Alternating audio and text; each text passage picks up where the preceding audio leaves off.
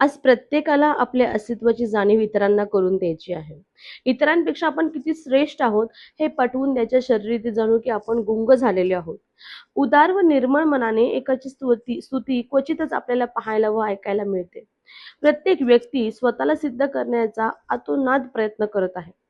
आयुष्य हे जगण्यासाठी आहे याचा बहुधा आपल्याला विसर पडला आहे, किंवा असं म्हणता येईल की आपल्याला याची जाणीवच राहिली नाहीये.